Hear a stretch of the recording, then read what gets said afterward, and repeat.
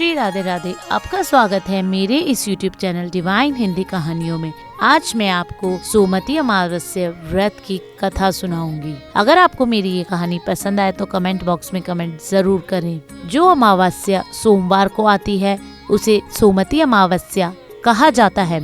सोमवती अमावस्या की व्रत की कथा। सोमवती अमावस्या व्रत कथा के अनुसार एक गरीब ब्राह्मण परिवार था। उस परिवार में पति पत्नी एक पुत्री भी थी। उसकी पुत्री समय से गुजरने के साथ साथ धीरे धीरे बड़ी होने लगी। उस पुत्री में बढ़ती उम्र के साथ साथ सभी स्त्रीयोचित समूह गुणों का विकास हो रहा था। यह कन्या सुंदर, संस्कारवान एवं गुणवान थी, परंतु गरीब होने के कारण उसका विवाह नहीं हो पा रहा था। एक दिन उस ब्राह्मण के घर एक साधु महाराज पधारे। साधु उस कन्या के सेवा भाव से अत्यधिक प्रसन्न हुए। कन्या को लंबी उम्र का आशीर्वाद देते हुए प्रभु ने कहा कि इस कन्या के हृदय में विवाह योग्य रेखा नहीं है। तब ब्राह्मण दंपति ने साधु से इसका उपाय पूछा। कन्या ऐसा क्या करे कि उसे इसके हाथ में विवाह योग्य बन जाए।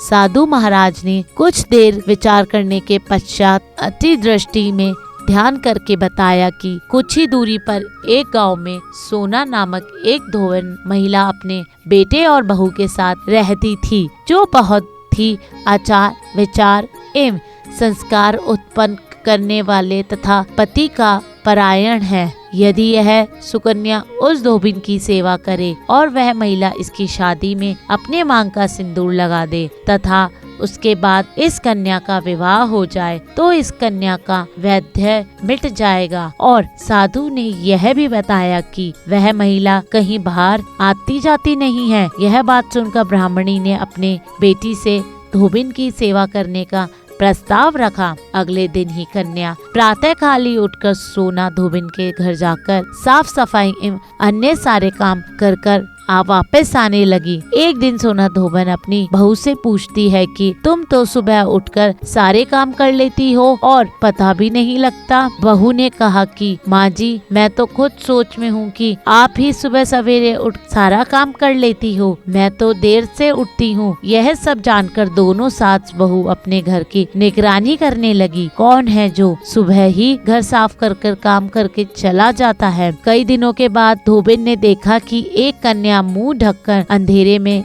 घर में आई है और सारे काम करने के बाद वह चली जाती है। यह सब जानकर दोनों सास ससुर कई दिनों के बाद धोबिन ने देखा कि एक कन्या मुंह ढके अंधेरे में घर आ रही है और सारे काम करने के बाद चली जाती है। जब वह जाने लगी तो सोना धोबन ने उसके पैर पकड़कर गिर पड़ी और पूछने लगी कि आप कौन हैं और इस तरह छुपकर मेरे घर की चाकरी क्यों कर रही हैं। तब कन्या ने साधु द्वारा कही गई सारी बात बतलाई। सोना धोबिन पति परायण थी, अतः उसने तेज था, वह तैयार हो गई। सोना धोबिन के पति थोड़ा अस्वस्थ थे। उसे अपनी बहू से अपने लौट आने तक घर पर ही रहने को कहा। सोना धोबिन ने जैसे ही अपनी मांग का सिंदूर उस कन्या की मांग में लगाया, सोना धोबिन का पति मर गया। उसे इस बात का पता चल गया। वह घर से निकलने ही चली थी, यह सोचकर कि रास्ते में कहीं पीपल का पेड़ मिलेगा तो उसे भंवरी देकर उसकी परिक्रमा कर जल ग्रहण करेगी।